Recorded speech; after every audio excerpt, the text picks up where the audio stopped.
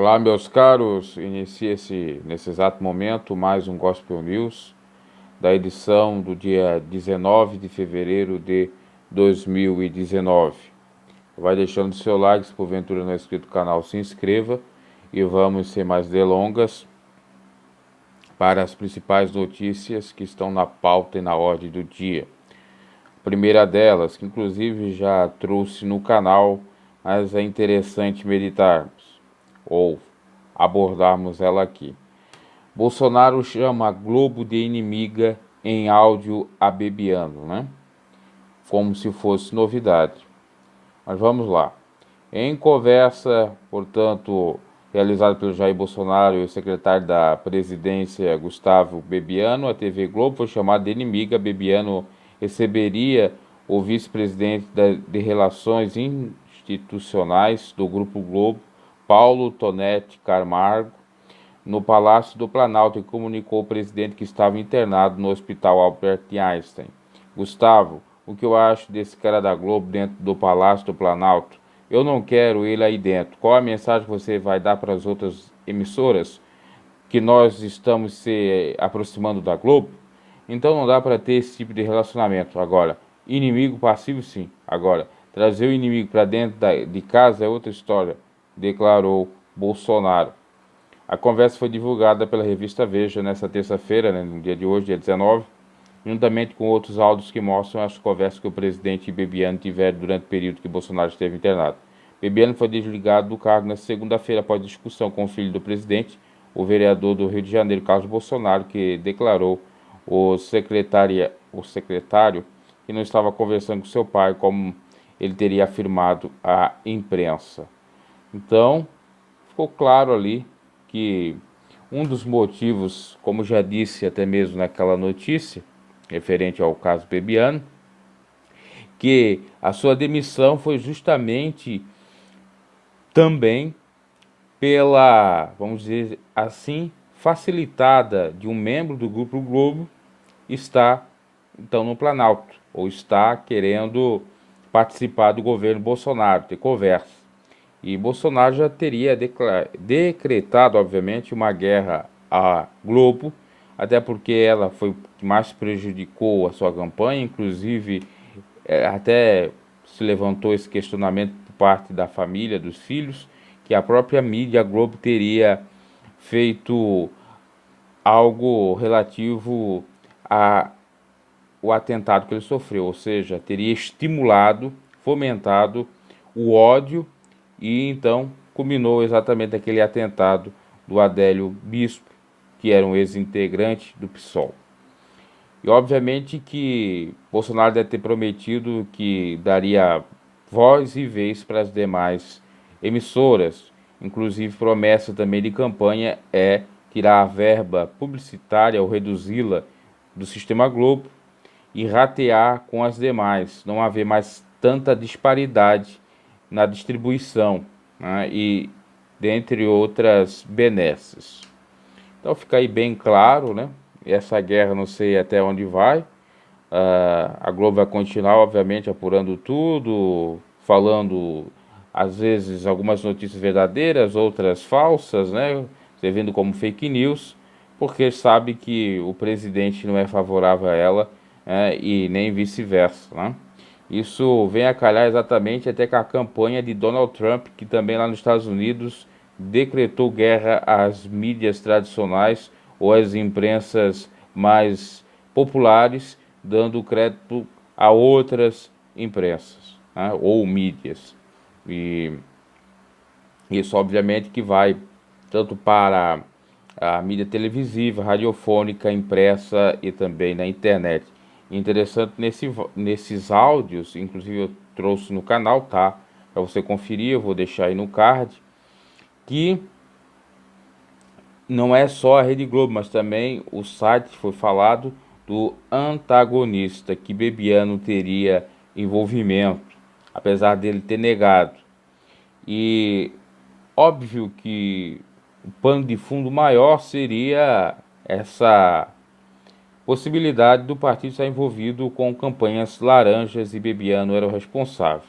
No entanto, ele falou agora recentemente na data do dia 19 hoje de fevereiro, para o programa da Jovem Pan Pingo nos Is, dizendo que ele foi demitido não por Bolsonaro, mas sim pelo filho Carlos Bolsonaro, dizendo que o pai, indiretamente isso, né? O pai se deixou seduzir emocionalmente pelo filho e com isso criou-se ou instaurou-se uma crise no governo. Aí ele cita que seu pai estava doente, pronto para morrer, acabou até mesmo falecendo. E ele deixou o seu pai de visitá-lo para fazer a campanha por Jair Bolsonaro e agora para receber isto, né? Ou seja, essa demissão. Aí teria dito que não tinha pedido o cargo, mas agora também está um pouco decepcionado com a demissão, enfim, né? Essa novela ainda tem alguns outros capítulos e essa, vamos dizer assim, lavagem de roupa suja ainda vai dar o que falar. Deixe seus comentários, dê o seu like e vamos para uma outra notícia aqui no Gospel News.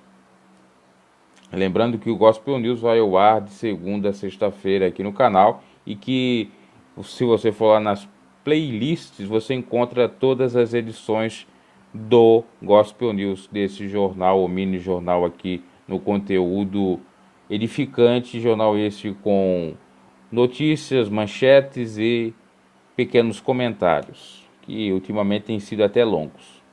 Vamos a outra notícia também no cenário político ou no segmento da política. Deputado condenado pela Lava Jato se aposenta com 28 mil reais. Isso é que é lamentável, como eu sempre digo, né? Já virou até um jargão, é lamentável e é lamentável mesmo. A Câmara de Deputados concedeu a aposentadoria ao ex-deputado Nelson Meuer, 76 anos, que foi o primeiro parlamentar a ser condenado pelo Supremo Tribunal Federal na Operação Lava Jato, informa a revista Cruzoé. Sem reeleição, o ex-deputado entrou com pedido de aposentadoria e passará a receber mensalmente a bagatela, né, de 28 mil, bagatela entre aspas, 28 mil reais. Além de Meurier, outros 5 deputados conseguiram se aposentar. Jaime Martins Filho, PSD, vamos ver aqui, Luiz Carlos Ramos, Podemos, Raimundo Gomes Matos, PSD, ou PSDB, Ronaldo Benedetti, aqui de Santa Catarina, do MDB, e Paulo Feijó, do Paraná. O presidente da Câmara, Rodrigo Maia, do DEM Rio de Janeiro, é quem concede as aposentadorias e publica a autorização dos pedidos no Diário Oficial. Essas concessões foram publicadas nesta segunda-feira, então ontem, dia 18 de fevereiro. Interessante, né? O presidente da Câmara é que decide ou não da aposentadoria, né? Diferente do trabalhador comum que tem que passar por uma série de procedimentos, vexame, né, humilhações, para comprovar a sua necessidade, comprovar que pagou algumas parcelas, comprovar que está inapto para o exercício laboral, né, do trabalho, provar uma série de coisas e às vezes chega lá no fim com um parecer negativo ou um posicionamento de não possibilidade de aposentadoria. Agora, para os deputados, inclusive, aí, envolvimento em Lava Jato se tem, né? É lamentável isso no Brasil que vivemos, Brasil da corrupção, o Brasil do jeitinho, né? Brasileiro, esse jeitinho aí sórdido, sujo, que nós temos nessa política velha que continua, porque, querendo ou não, o Rodrigo Maia representa nitidamente a política velha, ainda que diga que está favorável ao novo governo, que vai ajudar para aprovar, então, algumas pautas do novo governo. Mas o fato é que esse governo que é Estado, Jair Bolsonaro, já teve uma derrota na Câmara de Deputados, Senado e tal. Foi a derrubada do decreto que foi dado pelo interino presidente, o Mourão, com relação exatamente àqueles documentos, né, confidenciais, de ainda ser mais confidenciais, ainda mais secretos. Então agora eles voltam a não ter tanta privacidade assim, vamos dizer. E já é uma derrota, querendo ou não, inclusive da bancada do PSL que votou contra o governo. Aí vai chegar lá a reforma da Previdência, vai chegar o pacote anticorrupção, que já está encaminhado aí para essa semana, tudo isso, inclusive a partir dessa quarta-feira já vão falar da reforma da Previdência lá no Congresso. Eu quero ver o que vai dar. Será que o governo vai conseguir aprovar ou vai ter uma nova derrota? Né? Porque um governo se faz sozinho, é fato. Inclusive eu estava vendo a entrevista do Michel Temer, e aí muitos dizem, Michel Temer, não, mas ele falou algo interessante, bem como o ex-presidente FHC, Fernando Henrique Cardoso, ao dizer que para ser governo, ou um governante, melhor dizendo, um presidente, é necessário falar com todas as alas, com todos. Quer dizer, ceder, quer dizer, ser flexível, porque senão fica ingovernável exatamente o governo. Inclusive o FHC está publicando aí alguns livros, né? Parece que é uma série falando exatamente dos desafios que ele teve que enfrentar, das crises, etc. Então é para analisar que essa alegação ou proposta, é novo, vote aqui, vote conosco, nós vamos mudar o Brasil, não é bem assim. Eu já dizia, né, lá na época da campanha eleitoral, olha, o discurso de campanha é uma coisa, o discurso de empossado e de presidente é outro e tal. E aí está. E isso é algo muito terrível com relação às aposentadorias, como já falei naquele vídeo dizendo que, o trabalhador comum vai ter que sofrer a reforma da Previdência e a turminha aí, do Legislativo, Executivo, Judiciário, né? O Ministério Público, o funcionalismo público em várias áreas, da administração pública direta e indireta, também os militares de alta patente, eu não digo chegando ali aos níveis menores de policiais e outros, né, praças, enfim, tem várias nomenclaturas, que às vezes não ganham nem 2 salários, né, olhe lá, por que não fazer dos grandões lá de cima dos militares, né, e não dos de baixo? Porque eu tenho toda certeza, se cortasse todas essas benesses, todos esses privilégios dessa turma que eu citei, com toda certeza, né, repetindo, nós teríamos aí uma melhora nas finanças, né, com a questão da dívida pública. Inclusive eu escutava o Cajuru em várias oportunidades, até uma delas ele falava desse imbróglio envolvendo o Bebiano e o próprio filho do Bolsonaro, Carlos Bolsonaro, falando também com relação à Previdência, aquilo que o Daciolo já dizia, que ela não é deficitária, mas sim superavitária. E é mesmo, porque se ela ainda está funcionando, é porque ela é. Agora, se há uma previsão, uma estatística, para daqui a 10 ou 20 anos, que vai ter mais idosos e menos pessoas trabalhando, e é necessário fazer a reforma, que se faça, mas exatamente tocando na ferida, no cerne da questão, que é essas regalias, esses privilégios, que esses aí, como já citei, da grande elite, que assim eu digo, tem.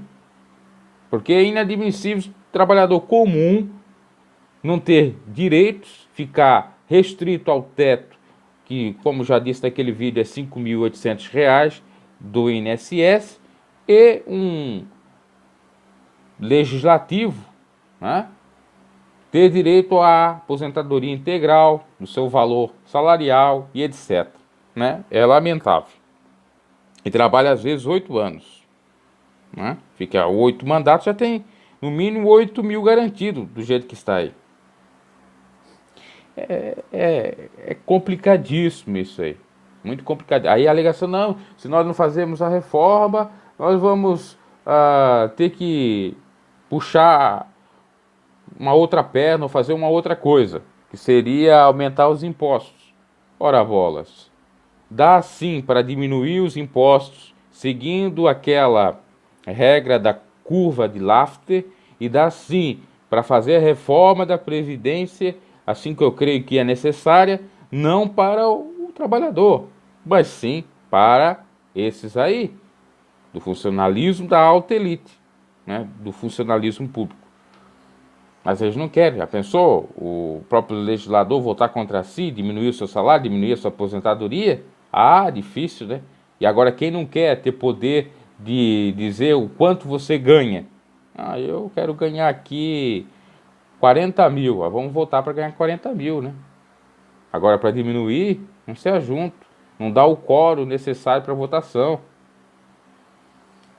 Tá que nem empresário, né? O empresário, ele pega o que ele quer, decide o quanto que ele quer ganhar. E os deputados, senadores, etc., estão exatamente na mesma linha. É para analisar, né? Aí, não, vamos tirar, ou fazer a reforma previdenciária porque é um cargo para o empresariado e nós não queremos aumentar os impostos porque já é demais e tal. Ora bolas, os empresários, eles pagam todos os seus impostos ou eles só negam? Ou eles estão em dívida, ou ainda tem o benefício do refis. Porque a outra coisa também a ser falada. Tanto é cortar os privilégios desses que eu já citei, como exatamente fiscalizar, apurar e cobrar dos empresários que estão devendo e muito em impostos. E são bilhões e bilhões. Bem como a economia, se for implementada a reforma ali nos três poderes e os outros que eu citei, também vai ser muito grandiosa, vai dar mais ou menos esse patamar. Enfim, né? O povo voltou sem saber do que se tratava, né? E agora vai ter que lidar com esses pepinos, essas jabuticabas aí. O nome do liberalismo, ele nem sabe o que é liberalismo, nem sabe o que é liberalismo, nem sabe o que é conservadorismo. Muitos até fazem uma associação equivocada achando que é o conservadorismo dos cristãos. Não, é conservadorismo da política, porque conservadores da pauta cristã eles nem são. Vamos lá, a última notícia aqui no Gospel News. A maioria dos evangélicos acredita que Deus escolheu Trump para ser presidente. Aí você está vendo o Trump no detalhe. Vamos lá. O mesmo fenômeno que aconteceu aqui no Brasil com o Bolsonaro, né? Muitos também acreditam que Bolsonaro foi eleito por Deus. Já já eu comento a respeito disso. Vamos ao que está aqui na íntegra da notícia. Estamos sendo atrapalhados aqui, mas já deu. Quando, a Secretaria de Imprensa da Casa Branca, Sarah Sanders, afirmou em entrevista à CBN acreditar que Deus queria Donald Trump na presidência, acabou sendo criticada. Acho que Deus chama a todos nós para ocupar cargos diferentes em momentos diferentes, disse Sanders. Deus, queria que Donald Trump se tornasse presidente e é por isso que ele agora está lá. O presidente fez um tremendo trabalho ao apoiar muitas pautas que interessam as pessoas de fé. Com os índices de aprovação do presidente americano vem caindo nas últimas semanas, a rede de TV Fox News encomendou uma pesquisa para identificar se eles concordavam com a afirmação da secretária de imprensa. Apenas um quarto, 25%, concordou. Os pesquisadores detectaram, contudo, que entre o segmento evangélico, esse número aumentava consideravelmente. Mais da metade dos evangélicos, 55%, responderam afirmativamente, enquanto, dentre outros eleitores de Trump, o índice chegou a 46%. Apenas 3 em cada 10 evangélicos disseram categoricamente que não acreditavam que Trump tivesse o apoio explícito na eleição. Ou seja, dentro de 10, 7 dizia sim e 3 não.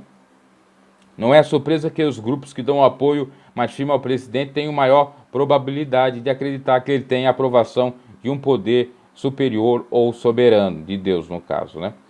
É interessante meditarmos acerca disso. Haja vista que no Brasil, como já disse, estamos passando pelo mesmo fenômeno. Fato é que, se nós formos analisar, tanto nos Estados Unidos como no Brasil, nós temos a democracia. E se temos a democracia, cracia, governo, demo, o povo que manda, está até na própria Constituição, o poder emana do povo, e nós colocamos as lideranças no poder por intermédio do voto, não é por meio da além ou da sorte, como no passado, nos tempos remotos, primitivos, se faziam na Roma, ou até antes da Roma, de Grécia, etc. E muito menos também com aquilo que era feito no povo israelita, né?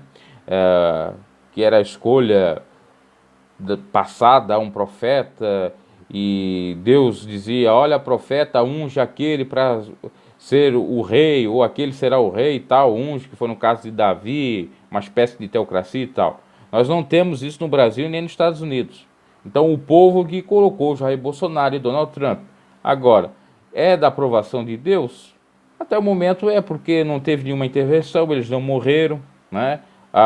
Não foram tirados do poder, não houve impeachment, nada nesse sentido. Inclusive aqui no Brasil nós tivemos a possibilidade de morte do Messias Bolsonaro aí, né? Só que Deus permitiu que ele não falecesse, né? Deu até saúde a ele. Então, quem colocou eles lá no poder foi o povo. Agora, permissão de Deus, sim, porque aí está. Agora, uma outra questão ou questionamento a ser feito: é da aprovação de Deus? Uma coisa é Deus permitir, uma outra é a aprovação dele, é do agrado dele.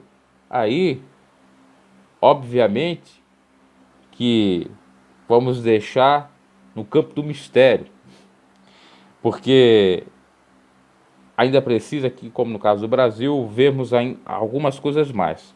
Mas os indícios podem apontar que sim e não. Até porque Jesus disse: pelos frutos conheceremos as árvores.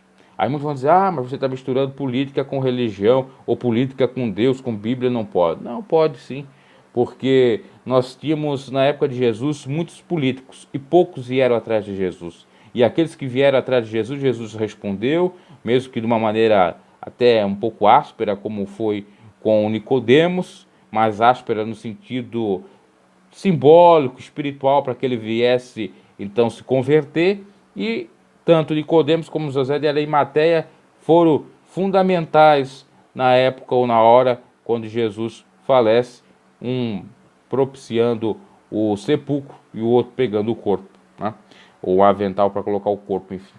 Então, não tem problema algum. E se falar então do tempo passado, né, da época do judaísmo, que José foi rei do Egito, que Daniel também foi grande na Babilônia, e se nós pensar que Deus não muda, e Deus é o mesmo ontem, hoje e eternamente, se o mesmo Deus é aquele que criou Adão e Eva, é aquele que estava com os profetas, é aquele que estava com Daniel, com Sadraque, Mesaque e Abidnego, com Moisés, com Josué, é o mesmo que estava com Jesus e com os discípulos, com os apóstolos. Então, se outrora Deus permitiu e até agradava ao ponto de exaltar os seus servos, por que que não? Porque o grande problema da política não é você entrar, é se corromper. Se você consegue manter a integridade, ser uma pessoa leal, sincera, honesta, proba, justa, e sem quebrar princípios tanto da legislação do homem como de Deus, está tudo ok, não tem problema algum, tá? E o interessante aqui no dado é que os evangélicos acreditam que Donald Trump, sim, né, é de Deus, porque ele defende as pautas cristãs. Até nesse sentido a gente pode pensar que sim, porque poucos são ou foram os presidentes aí, somente nessa época, né, nesses últimos anos ou últimas décadas, que defenderam a fé cristã. Poucos, né? E quando se defende, por exemplo, com as pautas contra o aborto, né, que é uma pauta cristã, contra dar mais direitos a determinadas alas ou minorias, impedindo inclusive de propagar o evangelho, quando há então a tentativa de liberdade de drogas, de ilicitudes ou legalização, né, dessas que agora, melhor dizendo, são ilicitudes, como as drogas, como a prostituição, etc. E isso não é só um atentado quando se liberar, se possivelmente se liberar os bons costumes, a moral, mas também a pauta cristã, também obviamente, a palavra de Deus, ao Evangelho, ok? Deixe o seu like, já me alonguei aqui por demais. Comente, tá? Se puder ajudar o canal, ajude. E esse foi mais um Gospel News aqui. Divulgue o vídeo também, para nos ajudar aí. Esse foi mais um Gospel News. Até mais.